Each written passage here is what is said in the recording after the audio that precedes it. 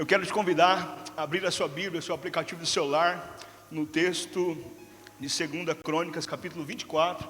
Nós queremos de alguma maneira continuar a mensagem do pastor Marcos, daquela igreja que avança, daquele povo que mesmo em meio às dificuldades, mesmo em meio a guerreiros sendo abatidos, tombados, convocados pelo nosso general, nós continuamos avançando, olhando para o nosso Deus, autor e consumador da nossa fé. O texto, 2 Crônicas, capítulo 24, a partir do verso 1, eu prometo que eu quero ser muito objetivo nessa noite, mas fica comigo em nome de Jesus.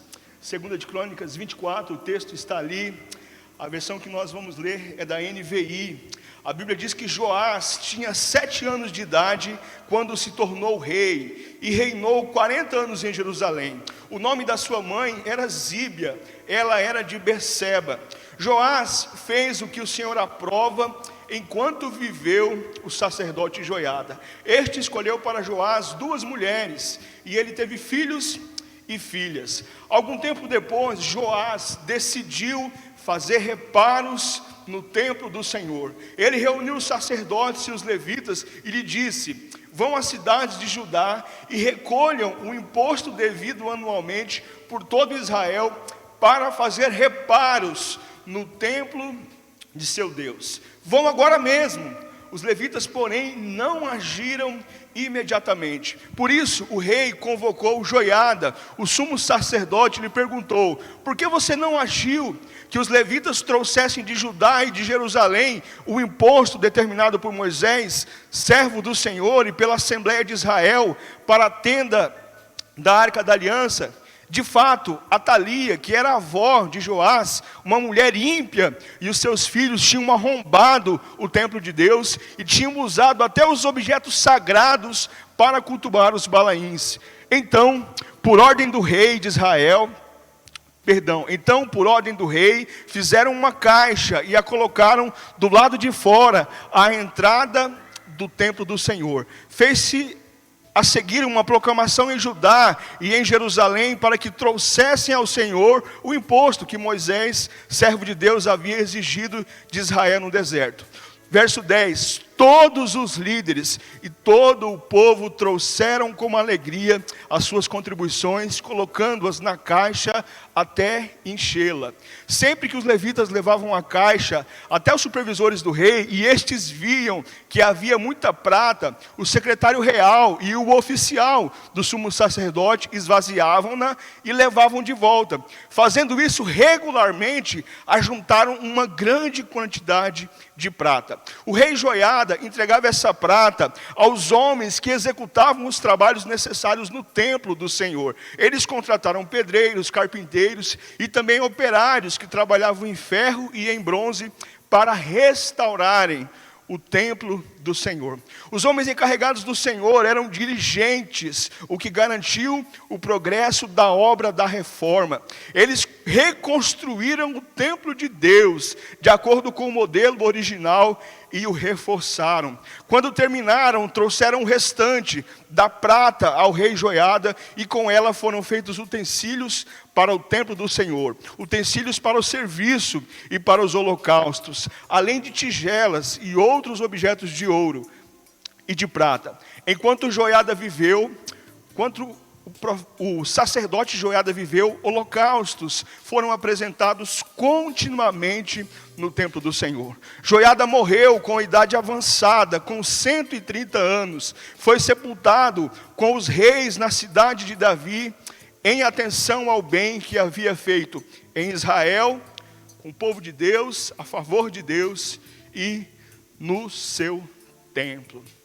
Queridos, esse é um texto que fala de reformas, fala de reparos, e esse é o meu convite para você nessa noite, para que talvez você perceba que esse tem sido um tempo de nós repararmos algumas coisas na nossa vida. Nós, como igreja, temos vivido um tempo extremamente difícil. Aliás, se estamos aqui, é porque homens de Deus entenderam que reformas precisavam ser feitas na trajetória da igreja. Se temos a liberdade de vir aqui, orar a Deus, de ter livre acesso ao Pai, porque homens de Deus entenderam que reformas, reparos eram necessários na nossa caminhada, na nossa jornada espiritual. Glória a Deus, querido, que a medicina tenha avançado tanto e reparos podem ser feitos no nosso corpo. Queridos, estende. Que tecnologia linda é você colocar uma mola que desobstrui aquela veia e volta a circular. E isso preserva a nossa vida. Como nós precisamos de reparos na nossa trajetória espiritual. Mas esse texto começa dizendo que Deus levanta, queridos, um menino de 7 anos de idade para reformar. Eu li esse texto e eu olho para o meu menino que tem 8, que a gente precisa servir a comida dele, a gente precisa amarrar o cadastro dele. E eu falo, como é que Deus levanta um menino de 7 anos para uma obra de restauração do templo? Me permita explicar, querido. Esse menino chamado Joás era neto de uma doida chamada Atalia, que era mãe do rei Acasias. Quando o rei Acasias morre, ela manda matar todos os filhos de Acasias. A avó manda matar os seus próprios netos para que ela assuma o trono. Ela assume o trono e faz uma destruição. Ela destrói o templo. O templo deixa de ser um lugar de reunião, de unidade do povo de Deus. Mas quando ela faz isso, alguém tem a ideia de preservar a vida desse garotinho chamado Joás. Ele era um bebezinho de colo. Ele é escondido em um quarto afastado, coloca uma ama para cuidar dele ali, dá de amamentá-lo. E quando aquela tempestade passa, Joás vai para o templo ser cuidado pelo sacerdote Joiada. E a resposta que eu olho, que eu percebo olhando para esse texto, como é que Deus levanta uma criança de 7 anos para reinar, para um projeto de restauração, está no fato de que essa criança não estava sozinha. Ele não estava só. Nós somos enganados muitas vezes por circunstâncias a entender que a nossa caminhada ela é solitária. Queridos, um garoto mora durante pelo menos 6 anos no templo. Ali ele é cuidado, amado, ele se torna um filho do sacerdote. Mas sabe o que me impressiona, querido? É que quando ele se torna um homem feito, a Bíblia fala que ele tem filhos. Ele já é rei, ele está empoderado. Ele chama o sacerdote e diz assim: olha, por que você não fez aquilo que você deveria fazer? Eu sou rei, eu tenho uma obrigação e eu dei uma ordem para que você mobilizasse os levitas para recolherem um imposto, para que a gente restaure o templo. Perceba como que essa não é uma relação passional de pai e filho, onde não há liberdade, não há confronto, há somente consolo. Às vezes nós erramos por amar demais, querido, e não confrontar quem nós amamos. Essa é uma relação, querida, de discipulado, sim. Não aonde se senta numa aula e você recebe conhecimento, mas onde nós podemos olhar um no olho do outro e promover crescimento um na vida do outro. Talvez para que reparos aconteçam na nossa vida, nós precisamos reconhecer que nós não podemos andar sozinhos. E essa é uma estaca, querido, que nós não abrimos mão como comunidade. Nós não andamos sozinhos. Ovelha que anda sozinho vira presa de lobo. Esse jovem não andou sozinho. E sabe o que me assusta? O verso 2 diz que enquanto Joás esteve com o sacerdote, ele foi muito bem.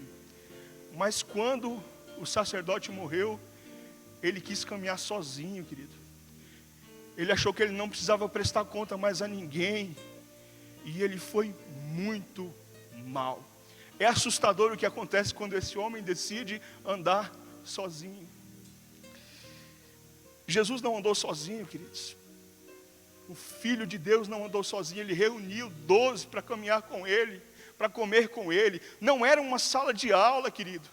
Não era informação, não era apostila, era vida na vida. É comer junto, é caminhar pelo caminho, é se desgastar, é ouvir a reclamação de um e do outro. É caminhar junto. E desse grupo de 12, ele tinha 3, em que ele reclinava no seu ombro e cochilava. Jesus não caminhou sozinho. Eu quero caminhar sozinho. Queridos, esses dias de lockdown eu fiquei muito angustiado.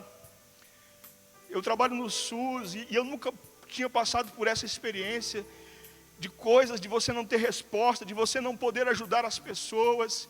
E eu costumo não trazer isso para casa, e eu fiquei guardando isso no meu coração. Eu orava, eu lia a minha Bíblia, eu adorava com Paulo César Baruch, mas aquela angústia ainda estava latente no meu coração.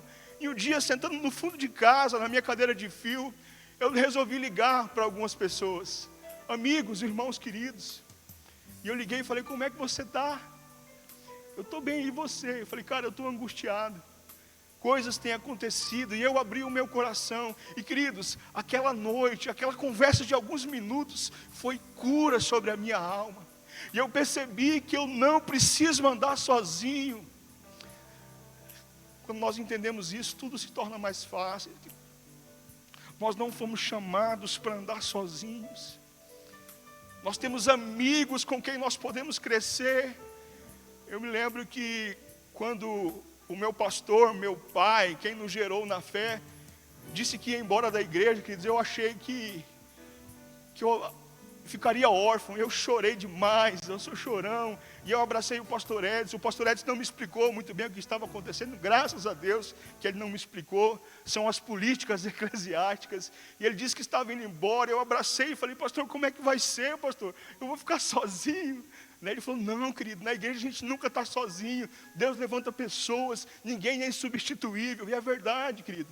Pouco tempo depois, Deus me deu a graça, e a irmã Hilda não está aqui, mas Deus me deu a graça de conhecer um amigo, Paulo Brandão, uma pessoa com quem eu aprendi demais, alguém que me trouxe para dentro da sua casa e ministrou o amor de Deus no meu coração. Daqui a pouco o Paulo fala, estou indo embora.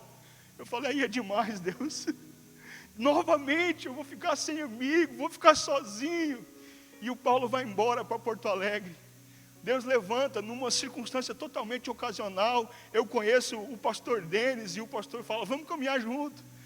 E eu louvo a Deus, falo, Deus, obrigado pelo pastor Denis. E o pastor Denis me apresenta coisas, me chama para perto, me aconselha, fala, cara, você precisa fazer reparos na sua vida, olha, lute contra isso, você não está sozinho. E daqui a pouco o pastor Denis fala, estou indo embora. Eu falo, aí é demais. De novo, Deus. E Deus nos traz para a comunidade Batista da Paz, onde nós somos amados, pastoreados, mentoreados e desafiados a crescer, querido. Deus tem nos dado o privilégio de ter muitos amigos, pessoas a quem nós podemos recorrer, a quem nós podemos ser socorridos. Ah, querido, nós não estamos sozinhos. Quero te fazer uma pergunta nessa noite, em nome de Jesus. Vamos fazer aquele teste?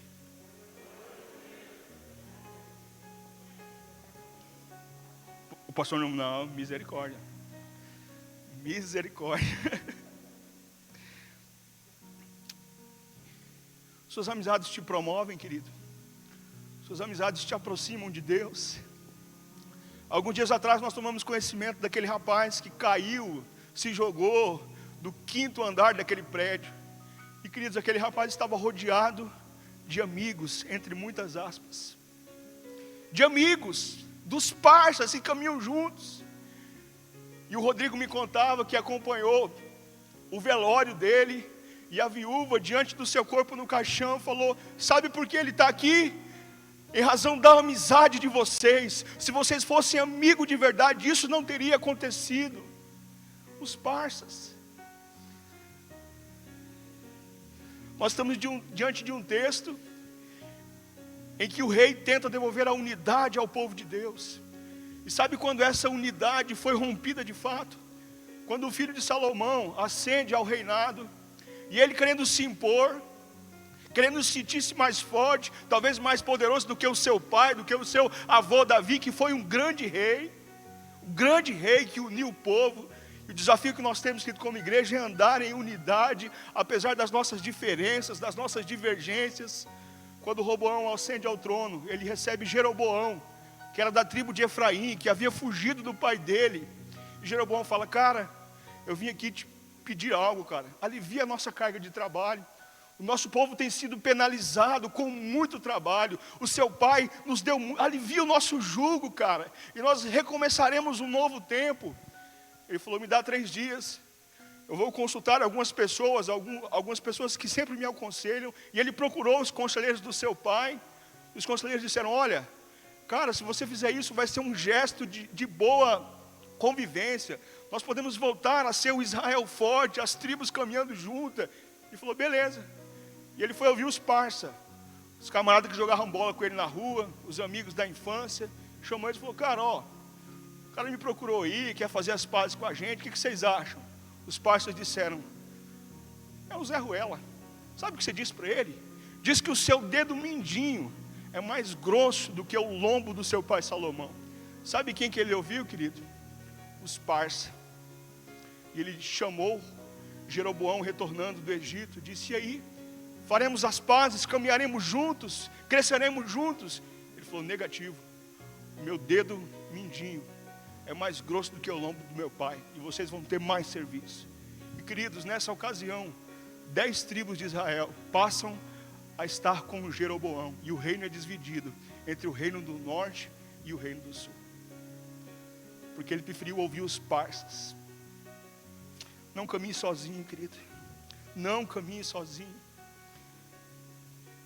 Eu olho para Pedro e me identifico tanto com Pedro, com aquele cara vacilante, que arranca a espada, que fala o que não deve, que fala que vai até o fim e arrega no meio do caminho. E eu olho e falo, como é que Jesus pode escolher um cara vacilante como Pedro? E eu percebo que Pedro se revelou a Jesus, que Pedro não escondeu quem ele era, não escondeu as suas falhas, os seus desvios de caráter. E exatamente por ser conhecido e permitir-se conhecer, a Pedro é entregue o apostolado. Pedro, continua essa obra. Um cara com tantas limitações, como você, como eu, mas que andou em sinceridade, que entendeu que não estava sozinho, queridos. Distanciamento não é isolamento, querido.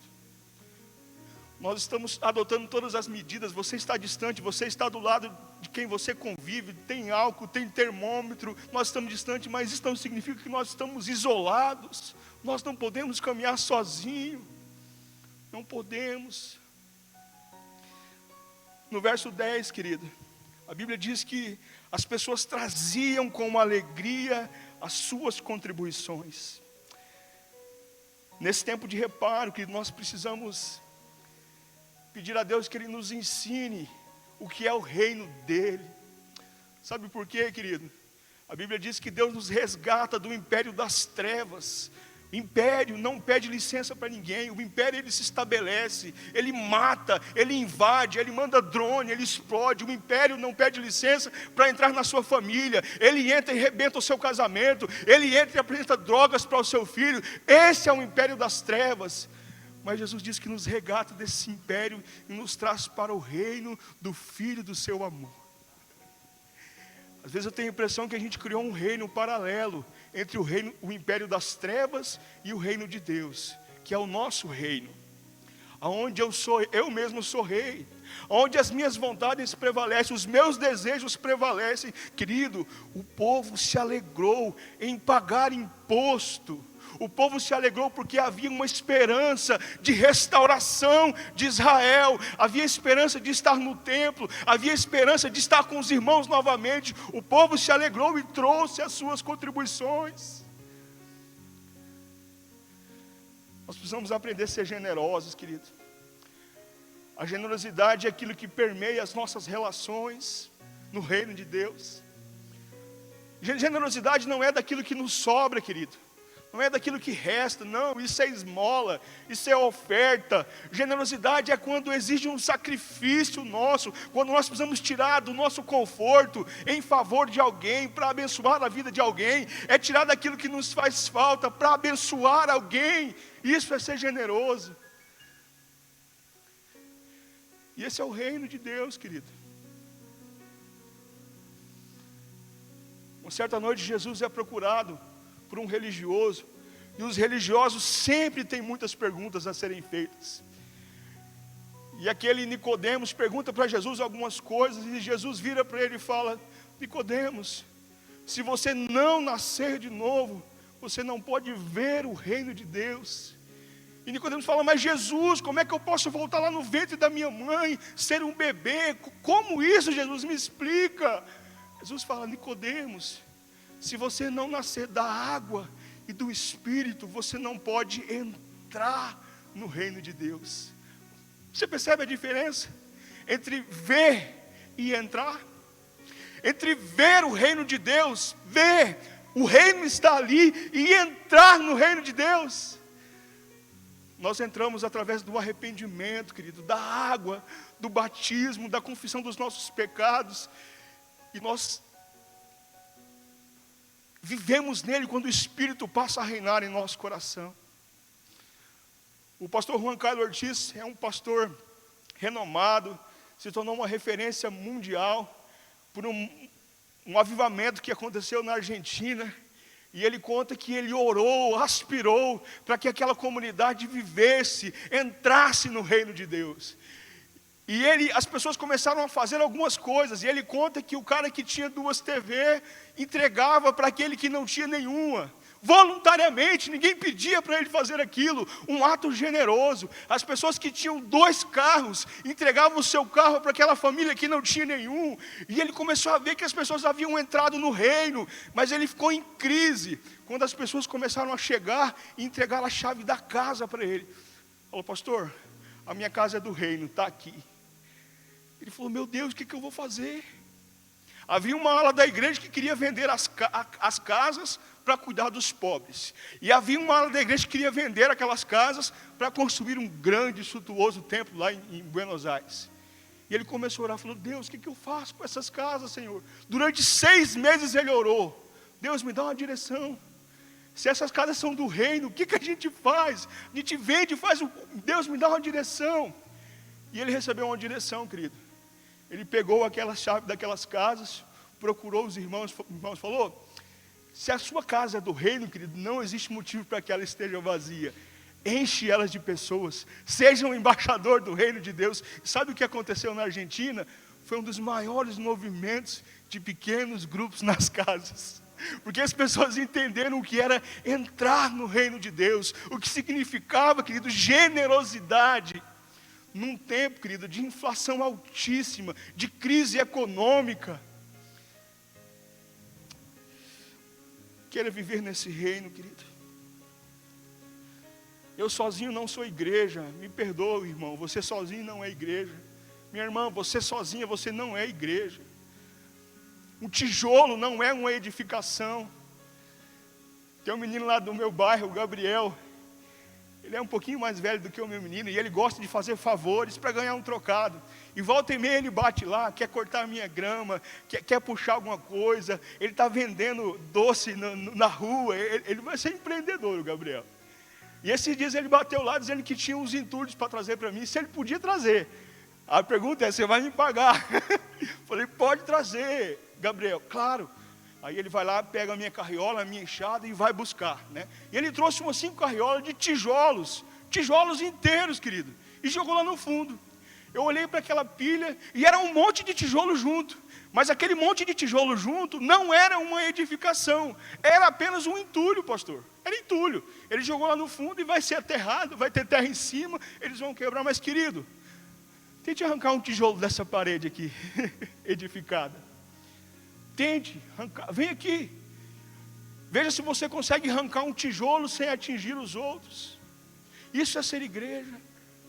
Quando nós estamos acimentados, quando nós percebemos que não estamos sozinhos, quando há liga entre nós, tente arrancar um tijolo daqui, sem edificar a estrutura, sem danificar o outro, sem o outro perceber que você está sendo arrancado, violentado. Tente. Isso é ser reino, querido. É quando a dor do meu irmão dói em mim. Eu não conhecia o pastor Áquila, mas eu fiquei muito triste. Eu vi as manifestações que foram feitas no Face, no Insta, e eu percebi que era um grande homem de Deus. E o Tico comentava comigo que a semente vai germinar, porque o reino avança, queridos. Porque o reino avança. No verso 13, se o pessoal do louvor quiser subir para a gente cantar e orar.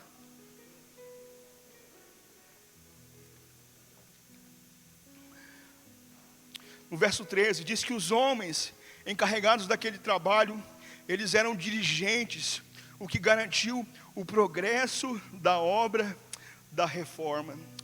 Sabe, querido, às vezes nós precisamos parar algumas coisas e fazer alguns reparos. Esses dias o meu carro superaqueceu, eu entendo muito pouco de mecânica. O pastor André foi me socorrer, porque eu tenho amigos, eu tenho a quem recorrer, e ele estava perto de mim, foi lá, prontamente, e eu liguei para o meu mecânico, falei, cara, aconteceu isso. Ele falou, Roger, precisa guinchar, cara. Eu falei, mas cara, eu estou pertinho de casa. Ele falou, Roger, o reparo precisa ser feito, porque se não foi feito, o seu carro pode fundir. A hora que ele falou isso, eu falei, opa, há um reparo que precisa ser feito, se ele não for feito, pode danificar o seu carro. Existem reparos que precisam ser feitos na nossa vida, querido. Neemias, quando volta para Jerusalém, e ele precisa ir para a guerra, a primeira coisa que ele faz, querido, é reparar os muros de Jerusalém. E ele diz aos caras, olha, fiquem preparados para a guerra, mas a nossa primeira tarefa é reparar os muros. Sabe, querido, na nossa vida espiritual, não dá para fazer gambiarra. Eu lembro que, lá em casa, o meu pai tinha muita dificuldade de fazer os reparos que era necessário.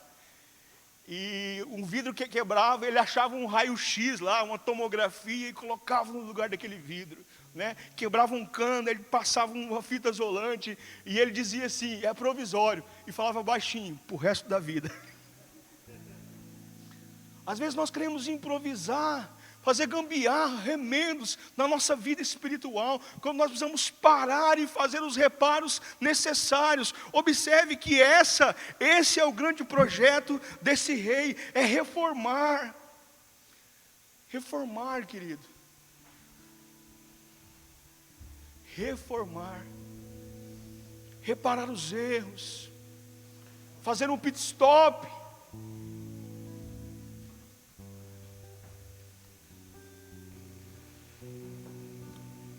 Alguns dias eu estive com alguns professores, 4 professores, e eu não sabia, não conhecia as histórias deles. Por uma circunstância, nós começamos a falar da igreja, porque esse era o tema do meu trabalho, e no final eu percebi, queridos, que eu estava diante de 4 irmãos, pastor. Um da igreja batista, um da igreja luterana, e um da igreja presbiteriana, e um católico carismático. E aqueles irmãos começaram a abrir o coração, porque eles aspiram por um Jesus revolucionário, que revoluciona a história das nações. E queridos, eu acho que os revolucionários têm o seu lugar na história e a sua importância. Mas eu não vejo Jesus querendo revolucionar o Império Romano. Eu não vejo Jesus querendo tomar o trono, ainda que os discípulos esperassem isso. A revolução que Jesus quer fazer no meu e no seu coração, querido. Essa é a revolução que Jesus faz, mudando a nossa história, reparando os erros da nossa família.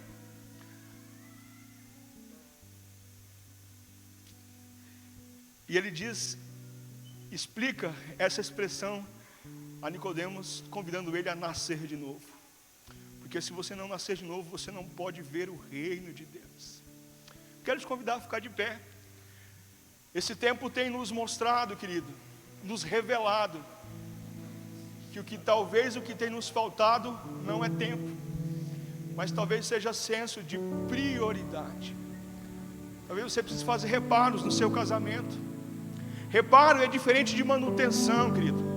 Manutenção é quando você se antecipa às circunstâncias, quando você se antecipa antes que alguma coisa aconteça. O reparo é quando nós percebemos que há um erro ali, que algo se quebrou e precisa ser reformado. O que Deus traz ao seu coração agora é que você precisa reparar, você precisa voltar lá e consertar. Glória a Deus que nós estamos aqui, porque houve reformadores que entenderam que o nosso caminho, o caminho da igreja, era um caminho de perdição, em que a nossa alma era resgatada na missa, na oferta, na vela. Glória a Deus que homens e mulheres de Deus se levantaram reparando erros históricos. O Senhor te trouxe aqui nessa noite para que você repare, você acalme o seu coração, e você queira fazer as reformas que você precisa fazer. E querido, reforma dá trabalho. O Anderson está reformando. Sabe por quê, querido? Na reforma os alicerces são preservados, e o nosso alicerce é Cristo. Amém? O nosso alicerce não será mudado, é Cristo, não é esse mundo. não são os valores desse mundo. Deus quer que você viva bem. Deus quer que você tenha uma família abençoada. Esse é o projeto de Deus. Deus nos olhou e viu que não era bom viver só. Por isso eu vou te dar alguém que te complete, alguém que seria a sua metade. Vocês serão uma só carne. Esse é o propósito de Deus. Você precisa reparar, querido, qual é a reforma que você precisa fazer. Feche seus olhos, em nome de Jesus. Em nome de Jesus.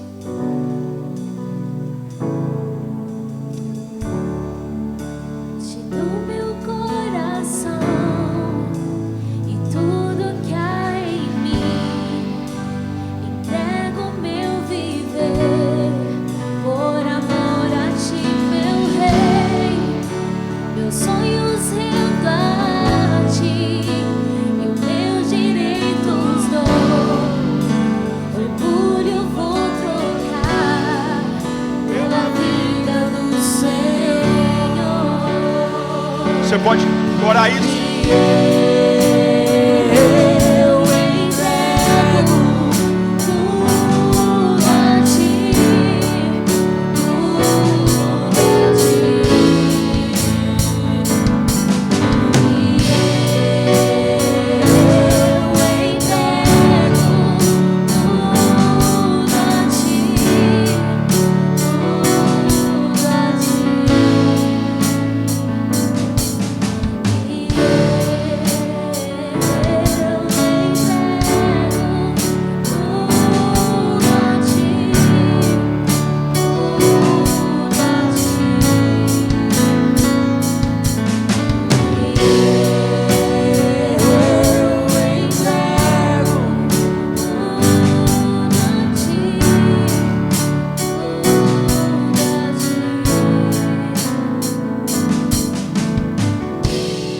Algo acontece aqui no verso 13.